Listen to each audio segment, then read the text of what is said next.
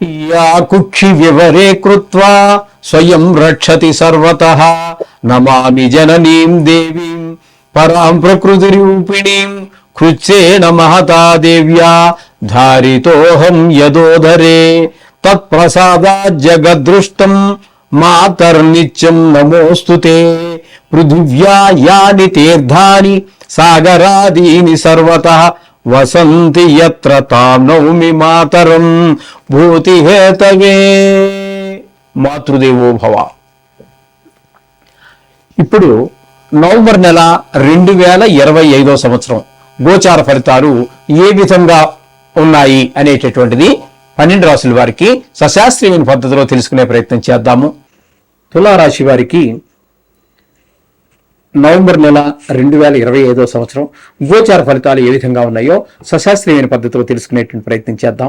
ఇందులో నా కల్పనలు కానీ నా కల్పితాలు కానీ నా పైత్యం కానీ ఏమీ ఉండదండి. శాస్త్రం ఎంతవరకు చెప్పిందో అంతవరకు మాత్రమే నేను చెప్పడం జరుగుతూ ఉంటుంది. ఇక్కడ ఈ తులారాశి వారికి మనం తీసుకున్నట్టయితే జన్మల్లో శుక్రుడు ఒక 24 రోజులు, ద్వితీయ స్థానంలో ఒక 4 రోజులు, వ్యయస్థానంలో 2 రోజులు, 3 రాసుల్లో శుక్రగ్రహం యొక్క సంచారం జరుగుతోంది. వ్యయము, జన్మము, ద్వితీయ స్థానం ఈ 3 స్థానాల్లోనూ కలిపి మొత్తం 1 రోజులు. ఇక్కడ ఈ 3 రాసుల్లోనూ కూడా శుక్ర భగవానుడు అనుకూలమైన ఫలితాలే ఇస్తూ ఉన్నారు. వ్యయంలో ఉన్నప్పుడు మనకి అదే చాలా ఆహ్లాదకరంగా ఉంటుంది, ఆదాయం పెరుగుతుంది, అలాగే ఏ విధమైనటువంటి శత్రు భయము ఉండదు. ఆ విధంగా చాలా మంచి ఫలితాలన్నీ వ్యయంలో కూడా శుభ ఫలితాలు ఇచ్చేటటువంటి నవగ్రహాల్లో ఏ గ్రహం ఉందంటే అది ఒక్క శుక్రుడు మాత్రమే. అయినా ఇక్కడ మీకు వ్యయంలో కూడా ఒక 2 రోజులు ఉన్నారు, శుభ ఫలితాలు ఇస్తాడు. జన్మల్లో 24 రోజులు, జన్మల్లో కూడా మనకి మంచి ప్రవర్తన, మంచి ఆలోచనలు, మంచి అంత ఆహ్లాదకరంగా ఇంట్లో పరిస్థితులన్నీ బాగుండటం ఇవన్నీ కూడా 24 రోజుల్లో జరుగుతుంది. ఇకపోతే ద్వితీయ స్థానంలో ఒక 4 రోజులు ఉన్నారు. అక్కడ ధనానికి లోటు ఉండదు, మాట బాగుంటుంది, కుటుంబం అంతా కూడా ఆహ్లాదకరంగా ఉంటుంది. మొత్తం మీద 3 రాశుల్లోనూ కూడా బాగుంది. కాబట్టి తులారాశి వారికి శుక్రుడు పూర్తి శుభుడుగా మనం చెప్పుకోవాలి, సుఫలితాలు ఇస్తూ ఉన్నాడు. ఇక రవిగ్రహ సంచారం తీసుకున్నట్టయితే తులారాశిలో ఒక 24 రోజులు, ద్వితీయ స్థానంలో ఒక 14 రోజులు, రవి జన్మల్లో తులారాశిలో 16 రోజులు, ద్వితీయ స్థానంలో 14 రోజులు, మొత్తం 30 రోజులు కూడా ఇక్కడ రవి సంచారం జరుగుతోంది. ఈ రవి సంచారం జన్మంలో కానీ ద్వితీయంలో కానీ శుభ ఫలితములను ఇవ్వజాలదు.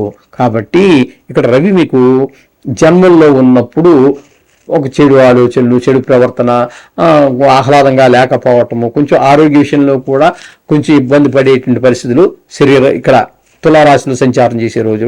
ఇక ద్వితీయ స్థానంలో సంచారం చేసేటువంటి 14 రోజుల్లో కొంచెం ధనానికి ఇబ్బంది పడటము, మాట విషయంలో కొంచెం కఠినత్వం పెరగటము, కుటుంబంలో ఎవరో కూడా సంతోషంగా లేకపోవటము ఇవన్నీ జరిగేటువంటి అవకాశం మనకి ఈ రవి యొక్క సంచారం వల్ల జరుగుతూ ఉన్నదండి. ఇక కుజుడు తీసుకున్నట్టయితే ద్వితీయ స్థానంలో నెలంతా కూడా ఉన్నాడు. ఈ ద్వితీయ స్థానంలో కుజుడు ఆయన కూడా ఇదే చేసేటువంటి పని, ధనానికి ఇబ్బంది కలుగుతుంది, మాటలో కఠినత్వం పెరుగుతుంది, అలాగే కుటుంబంలో ఆహ్లాదకరమైనటువంటి పరిస్థితులు ఏమి కానరావండి.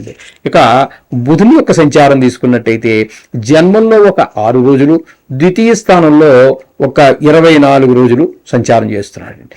జన్మంలో సంచారం చేసేటటువంటి 6 రోజుల్లో మాత్రం శుభప్రదమైన ఫలితాలు అయితే ఇవ్వడండి. ఆయన కూడా బుధుడు కూడా అక్కడ చెడు ఆలోచనలు, చెడు వైపుకి ఆకర్షితులు అవ్వటం, ఒకవేళ పూర్వాశ్రమాల్లో ఏదో పెళ్లి కాకముందో స్టూడెంట్ లైఫ్లోనో ఏవో చెడు అలవాట్లు ఉంటే మరలా ఒక్కసారి వెనక్కి వెళ్దామా అనిపించటం ఇట్లాంటివన్నీ జరిగే అవకాశం కనిపిస్తుంది. కానీ ద్వితీయ స్థానంలో బుధుని యొక్క సంచారం 24 రోజులు జరుగుతోంది. ఆ 24 రోజులు కూడా మనకి ధనానికి లోటు లేకుండా ఉంటుంది, మాటలో ఒక చక్కదనం ఉంటుంది. అంటే సమయానికి తగినట్టుగా మాట్లాడగలగటము, అలాగే సమయాన్ని తగినట్టుగా ప్రవర్తించగలగటము ఇవన్నీ బుధుడి వల్ల వచ్చేటటువంటి లక్షణాలు. అలాగే కుటుంబంలో కూడా అందరూ కూడా ఆహ్లాదకరంగా ఉంటారు. ఈ విధమైన ఫలితాలన్నీ బుధుని వల్ల కలుగుతూ ఉన్నాయి ఎవరికి? తులారాశి వారికి అండి. ఇకపోతే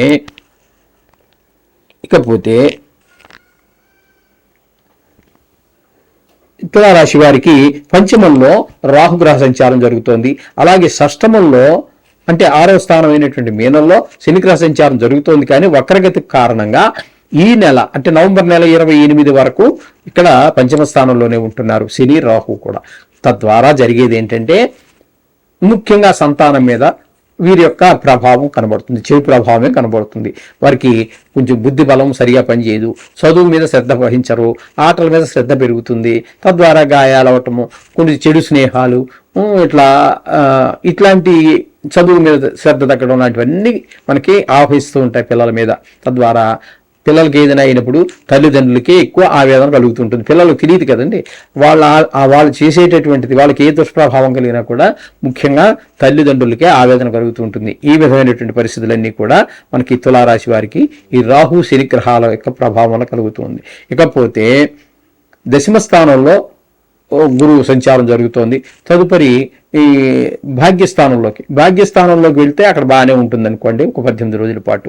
మళ్ళీ వెనక్కి వెళ్తున్నారు అంటే అతిచారం ద్వారా కర్కాటకంలోకి వచ్చారు, అది పూసిన తర్వాత మళ్ళీ ఆయన వెనక్కి వెళ్ళడం జరుగుతున్నది కాబట్టి అక్కడ పరిస్థితి వేరుగా ఉంటుంది.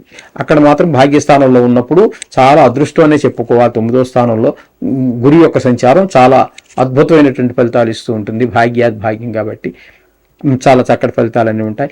వివాహం కానిటువంటి వారికి కొంచెం వివాహం అయ్యేటటువంటి గోచార రీత్యా భాగ్యస్థానంలో గురు సంచారం వివాహ సమయంగా కూడా పరిగణలో తీసుకోవడం అనేది ఒకటి ఉన్నది. అంచేత కొంతమందికి నిశ్చయితాంబూలాలు తీసుకోవటము, పెళ్ళిళ్ళు అవ్వటము, లేకపోతే అమ్మాయి నచ్చిందని అబ్బాయి నచ్చిందని అమ్మాయి చెప్పుకోవటము, ఈ విధమైనటువంటి ఫలితాలు కూడా మనకి ఈ 9వ స్థానంలో గురు సంచారం వల్ల జరుగుతూ ఉంటుంది. ఇకపోతే 11వ స్థానంలో ఏకాదశ స్థానంలో కేతు గ్రహ సంచారం. ఏకాదశ స్థానంలో ఏ గ్రహం ఉన్నా శుభ ఫలితాలు ఇస్తుందని గతంలో కూడా మనం చాలాసార్లు చెప్పుకోవడం జరిగింది. 11వ స్థానంలో ఉండటం వల్ల దీన్ని లాభస్థానం అని అంటారు. అంచేత మీ కుటుంబ సభ్యులందరూ మిమ్మల్ని ప్రోత్సహిస్తారు, ధనార్జన బాగుంటుంది. అలాగే ఏ వ్యవహారం మొదలుపెట్టినా అందులో మీరు మంచి నైపుణ్యం చూపించగలుగుతారు, ఆయుర్దాయం బాగుంటుంది, అలంకారాల మీద కూడా ప్రీతి పెరుగుతుంది. ఈ విధమైనటువంటి ఫలితాలన్నీ కేతువు ఏకాదశి స్థానంలో ఉండటం వల్ల కలిగేటటువంటి ఫలితాలు. కాబట్టి మొత్తంగా మనం చెప్పుకోవాలి అంటే తులారాశి వారికి శుక్రుడు కేతువు పూర్తిగాను, రవి పాక్షికంగాను అనుకూలిస్తూ ఉన్నారు. కాబట్టి మిగతా గ్రహాలన్నీ కూడా కొన్ని ప్రతికూలంగా ఉన్నాయని మనం చెప్పుకోవాలి.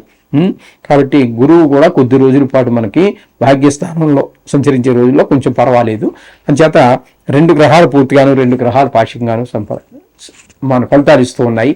కాబట్టి ఏ గ్రహాలు మనకు ప్రతికూలమైనటువంటి ఫలితాలు ఇస్తున్నాయి, ఏ విషయాల్లో ఇస్తున్నాయో ఆయా విషయాల్లో తగు జాగ్రత్త తీసుకుంటూ ఆ గ్రహాల యొక్క జపాన్ని లేదా మీకు వీలుంటే వారంలో ఒకసారి, 4 రోజులు ఫలితాలు కదండి, వారానికి ఒకసారి మీకు ఏదో హాలిడే ఖచ్చితంగా ఉంటుంది. మీరు ప్రైవేట్ ఉద్యోగం చేసినా ప్రభుత్వ ఉద్యోగం చేసినా, కాబట్టి ఆ రోజు కాస్త ఆ గుడికి వెళ్ళే నవగ్రహాలని సందర్శించుకుని 9 ప్రదర్శన చేసి వచ్చినట్టయితే మీకు ఈ పరిస్థితులన్నిటి నుంచి మీరు చాలా సునాయాసంగా బయటపడవచ్చు. అర్థమైంది కదండి. శుభం భూయాత్.